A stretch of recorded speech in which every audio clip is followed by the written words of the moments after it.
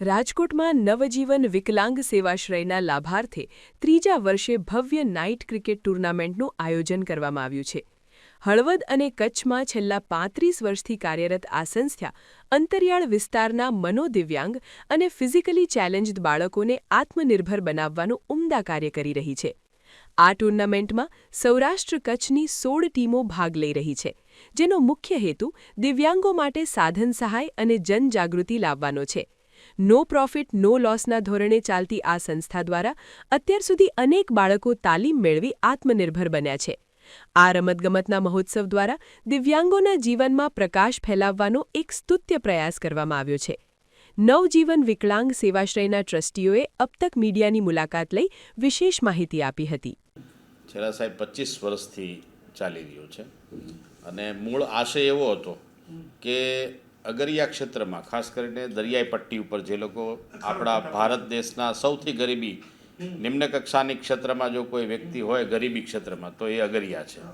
એ અગરિયા લોકોના ઘરે જ્યારે દિવ્યાંગ બાળક ચાહે મનોદિવ્યાંગ હોય, ફિઝિકલી હેન્ડીકેપ હોય કે સેરેબ્રલ પાલ્સીનો લાભાર્થી હોય કે પ્રજ્ઞાચક્ષુ હોય, તો આવા લાભાર્થીઓ જ્યારે જન્મે છે ત્યારે એની જે દુર્દશા છે એને વાચા આપવા માટે થઈને આ સંસ્થાની શરૂઆત થયેલી. અને એ વખતે 2000ની સાલમાં માત્ર કપડાના તંબુમાં આ મનોદિવ્યાંગ બાળકોને આશ્રય મળી રહે એ માટે થઈને આપણે હળવદમાં સેન્ટર શરૂ કરેલું. આજે ત્યાં દર વર્ષે 50 બાળકો આપણે ત્યાં રાખીએ છીએ. આના સ્પેશિયલ બીએડ થયેલા સ્કિલ ટીચર્સ આવે જે એની સાથે કોમ્યુનિકેટ બધું કરતા હોય. એની સાથે સાથે જે સીપી બાળકો હોય તો કોને કઈ પ્રકારની ફિઝિકલી ઓર્થોપેડિકની સર્વિસની જરૂર છે, ફિઝિયોથેરાપિસ્ટની જરૂર છે, સ્પીચ થેરાપિસ્ટની જરૂર છે, ઓડિયો હિયરિંગ વગેરેની સ્પીચની જરૂર છે, તો આ બધા જ પ્રકારની સ્પીચ અને ટ્રેનિંગ માટેની આખી આપણી હળવદ સંસ્થાએ પણ આપણે આને તાલીમ આપી રહ્યા છીએ. અને આ સંસ્થા પાસે એવા સફળ દાખલાઓ સાહેબ છે કે જે 5 વર્ષ 10 વર્ષ આ સંસ્થામાં એક જ જગ્યાએ રહ્યા પછી એનું માનસિક પરિવર્તન થયું છે. એ છોકરો ખેતીમાં કામ કરતો થયો છે મા બાપ સાથે, એ છોકરો રિક્ષા ચલાવતો થયો છે અને એ છોકરો આજે કડીઓ બનીને 1000 રૂપિયાની રોજી કમાતો થયો છે. એવા સફળ કેસીસ અમારી પાસે. આત્મનિર્ભર.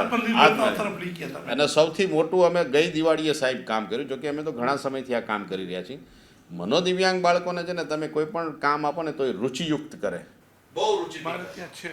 ભારતીય સ્ટાફમાં એક છે આપના અનુભવો છે. મનોદિવ્યાંગને મેં બધા ક્યાં એટલે પપ્પાએ ના પાડતા એને નો રાખો. પહેલા પૂછ્યું તારે કે મારે આવું છે, એ 1 વર્ષ થઈ ગયો મારે ત્યાં છે. બહુ સરસ, ખૂબ અભિનંદન. લિમિટેડ વર્ક કરતો છે પણ ચોકસાઈથી કરે, એની ભૂલ ક્યારે હશે નહીં કામ. અમે ગયા વર્ષે શું કર્યું, એક દિવાળીના જે દીવડા આવે એ કન્સેપ્ટ અમે આખો લીધો. બાળકો દ્વારા એ દીવડાને રંગ પુરાવ્યા. 5 લાખ દીવડા બનાવ્યા. કોઈ દીવડામાં તમને એમ ન લાગે કે અહીંયા મિસ્ટેક થઈ છે પેઇન્ટિંગમાં. અને ગયા વર્ષે અમે 5 લાખ દીવડા લોકોને ફ્રી ઓફ કોસ્ટ સંસ્થાએ વિતરણ કર્યા. પણ સમાજ બી એવો છે કે આવા દિવ્યાંગ બાળકોનું માથે રાખે. પ્રોબ્લેમ હવે એક વસ્તુ કહેવામાં sorry to say no problem, આવી વસ્તુઓનું આપણે ઉજાગર કરવાની જરૂર છે. આ તમે આટલું સરસ કામ કરો છો, તમારી ડેટા રેગ્યુલર મીડિયા સુધી પહોંચવા જોઈએ. અમને પણ અત્યારે આમ પરિણામ થઈ જાય છે કે અમે કેમ તમારા સુધી પહોંચ્યા નથી. એ તો હળવદ ઘણા બધા જાણી થાય. અમારા રિપોર્ટરનું થતા જેમ કહેવાનું છે ભાઈ, તો આપણે આ બધું બીજા બધા મેટ્રો લઈએ છીએ કે ઓલે છરી મારી ને લૂંટ થઈ. આ સમાચાર કેમ નથી આવતા? આવા સમાચાર ઉજાગર કરવાની જરૂર છે. એટલે તમારી પાસે એના વિડીયોઝ કે એવું હોય બહુ પુષ્કળ તો તમે અમને આપો. જે બાળક કોઈ દિવ્યાંગથી નોર્મલ થયું હોય એનું કઈ ડેટા હોય, હા એ આપીએ, કેસ સ્ટડી આપીએ. અમારે આ બધી વસ્તુઓ ઉજાગર કરવી. અમે સાહેબ શું છે, અમારું મિશન એટલું જ છે કે જે અંતરિયાળ વિસ્તારમાં ગરીબ લોકો અને દિવ્યાંગ લોકો છે એનું બેઝિકલી ડેવલપમેન્ટ થાય એ જ દિશામાં અમે કામ કરી રહ્યા છેલ્લા 35 વર્ષથી.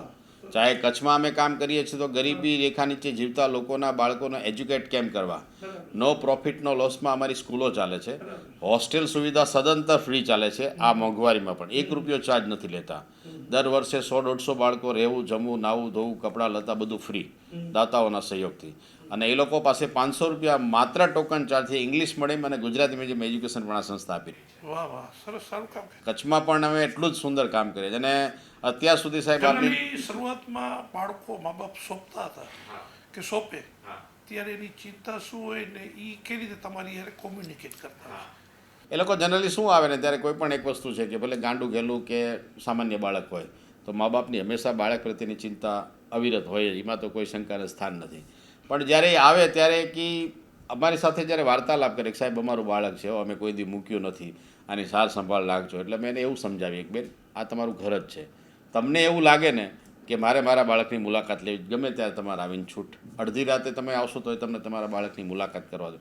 આ પ્રકારની વાતોથી અમે એનો આત્મવિશ્વાસ સંપન્ન કરીએ અને પછી ધીરે ધીરે જ્યારે એ સંસ્થાની અંદર રહેતા થાય, અવિરત રીતે આવતા થાય, વાલી મિટિંગોમાં મળતા થાય, પછી વાલી મિટિંગોમાં ત્યાં એ લોકો સાથે જે બાળકો જમે એ જ વાલીને જમાડવાનું હોય, એટલે આખું એટમોસ્ફિયર, પારિવારિક એટમોસ્ફિયર ઊભું બાળકો કરી. જે આવે છે એ આવ્યા પછી કેવો ઉપદ્રવ કરે છે અને કેટલો ચેન્જીસ આવે છે, કઈ ટાઈપના તમે એને ટ્રીટમેન્ટ? સહજ રીતે અમારો, હું તમને એક મેન્ટલી ચેલેન્જ બાળકની વાત કરીશ. અમારે ભચાઉ પ્રોપરની જ વાત કરું. એક સમાજનો એક બાળક હતો, એ ઘરેથી જ્યારે નીકળી જાય એટલે ગમે ત્યાં એનો એક સ્વભાવ ઉકરડા ઉપર જ બેસવાનું, કચરો હોય ને ઢગલો એની વચ્ચે જ બેસવાનું, અને એ ઢગલામાંથી પ્લાસ્ટિક ગોતીને એ ચાવવાનું, ખાય નહીં, ચાવીને કાઢી નાખે. અને એની ઓછામાં ઓછી 28 થી 30 વર્ષની સાહેબ એ વ્યક્તિની ઉંમર. પછી એના વાલી કે હવે એની મા મરી ગયા, એની મા હતા ત્યાં સુધી એના ભાઈને સાચવો. એનો ભાઈ કે હવે મારાથી સંચવાશે નહીં, મારી મા જતા રહ્યા, કારણ કે માની સ્વાભાવિક રીતે બાળક પ્રત્યે લાગણી ગમે એટલી ઉંમર હોય તો હોય. પછી મને કે સાહેબ તમે લઈ જાઓ. મેં ભચાઉથી એને લઈ ગયા સાહેબ. એ માણસની જે આદત હતી એને ધીરે ધીરે એક પહેલાં મેં એને કામ આપ્યું કે તારે છે ને જો આ સાવણો છે તારે આટલો કચરો કાઢવાનો. એ સાવરણો એને આપ્યો અને એ સાવરણાની સાહેબ સફળતા એટલી, આજે એ વ્યક્તિ આખો દિવસમાં લગભગ અમારું આખું આંગણું સાફ કરી નાખે, એટલો એક્ટિવ થઈ ગયો. પછી રોજ એને દાઢી કરવી, નાવું, એ બીજા દિવ્યાંગ બાળકો જે રીતે રહે છે એ રીતે મારે રહેવું, એવું એનામાં પરિવર્તન આવી, બાળક છે ને જે જોઈને એનું ફોલો ચેન્જ આવે છે. પોતે ઈ છે.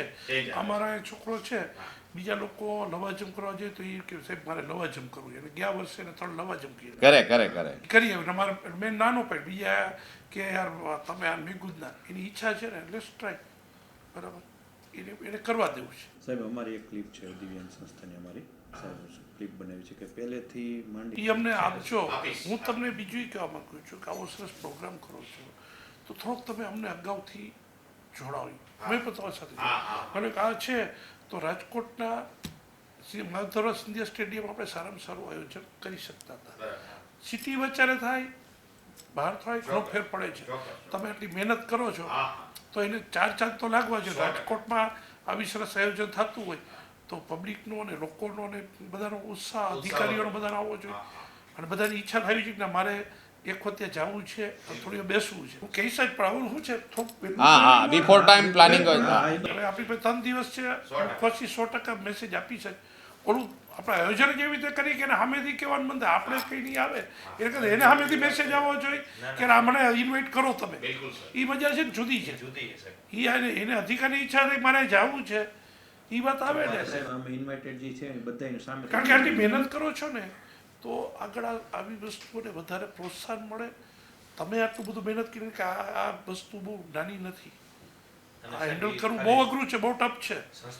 તમે કેવી રીતે હલાવ્યું હશે એ એક મોટો આશ્ચર્ય અને ક્વેશ્ચન માર્ક થાય છે કે આ હેન્ડલ કરવું બહુ ટફ છે, ઇઝી નથી. એમાં હળવદ જેવા સેન્ટરમાં તમે હેન્ડલ કરો, એટલે એક ગ્રાસરૂટ લેવલ કોર્ટમાંથી કરવું અને હળવદ લઈ જશે.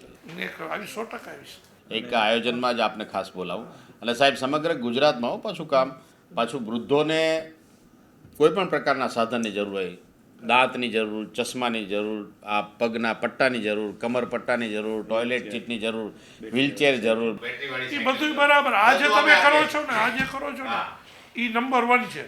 આની પર પૂરેપૂરું ફોકસ કરો. આ કરવાવાળો વર્ગ બહુ ઓછો છે. હજી વૃદ્ધાશ્રમ ને વૃદ્ધો માટેનું એ બધું બધા કરવાવાળા છે.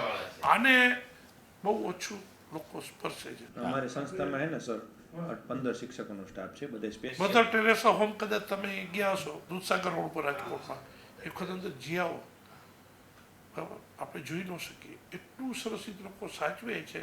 આપણે આપણા બાળકને ન સાચવીને 3 મહિનાથી લઈ અને 70 વર્ષ સુધીના છે. એટલે પણ એ લોકો ક્રિશ્ચિયન જે એ લોકોને બધું એ લોકો એની રીતે સાયલેન્ટલી કરે છે. આમ પબ્લિક બહુ જોડાતી નથી, ખબર નથી હોતી. એટલે હું ઈચ્છું છું કે આવી વસ્તુઓમાં સંસ્થાઓ અને આમ પબ્લિક અને બધા પ્રતિષ્ઠિત લોકો જોડાય આવી વસ્તુમાં તો આ તમારી મહેનત છે ને ચાર લાગી જાય અને છેલ્લે તો એ લોકો માટે છે તમે કરો છો જેટલું એને વધારે ફેસિલિટી મળે આ બાળકોને વધારે સાહિત્ય સચવાય એટલું ડેવલપમેન્ટ વધે ને. આપણે સેટિસ્ફેક્શન મળશે કે યાર આપણે કંઈક કરીએ છીએ આ 100 બાળકો કે 500 બાળકોને આપણે સાચવી શકીએ. હમણાં સાહેબ કચ્છ જિલ્લામાં લગભગ જિલ્લામાં કચ્છના બધા તાલુકામાં બધે અમે વ્હીલચેર બેટરી સાયકલ ખૂબ ખૂબ શુભકામના સારી પ્રવૃત્તિ કરો છો અને અમે ઈચ્છીએ કે આમાં આવતા વર્ષે આપણે થોડું સાથે રહીને તો સારી રીતે કરીએ રાજકોટમાં એક સારી રીતે એક સારો મેસેજ જાય અને આવું કરવાવાળા ઓછા જ અને એમાં એને તમે સ્પોર્ટ્સમાં એને ટુર્નામેન્ટ સુધી લઈ જાઓ તો બહુ ટફ વર્ક છે કે એને તમે ત્યાં સુધી તમે લઈ જાઓ છો. ટુર્નામેન્ટ તો સર આપણા નોર્મલ આપણે જેમ જ રમશે ખેલાડીઓ સિટીના. અચ્છા એ રમવા દિવ્યાંગ બાળકોના લાભાર્થી સાહેબ આપણે. અચ્છા મને એમ કે એ લોકોને રમાડવા એ લોકો નહીં સાહેબ એનું આપણે ટૂંક સમય કરીએ છીએ પણ અલગ કરીએ છીએ. એનું વ્હીલચેર આખા ટૂંકમાં પણ એકાદો મેચ રાખો હું એમ કહું છું તમે આ નોર્મલ કરો છો ને એકાદો મેચ તમે રાખો. ને આખું પ્લાનિંગ જ છે સર આખું એ કાર્યક્રમ જ જેમ આખો તમે કરી રહ્યા છો એને તો ક્યાંક તમારે જેવું કરતા હોય જેવું રમતા હોય બરાબર. એ ઇન્ટરનેશનલ લેવલે સાહેબ અમે આયોજન કરીએ બધા દેશમાંથી ને 7 ટીમો બોલાવવાનો પ્લાન ચાલે છે. પહેલાં એકવાર આ નાનું ટુર્નામેન્ટ થઈ જાય ને આપણે ગુજરાત લેવલનો બધા જિલ્લામાંથી તો આપણું સક્સેસ જાય પછી એથી ઉપર સક્સેસ જાશો તમે થોડુંક આયોજન પ્લાનિંગ થોડુંક વધારે સરખી તો તમે સક્સેસ જાવ કે પ્રશ્ન જ નથી સક્સેસ જાશો તમે.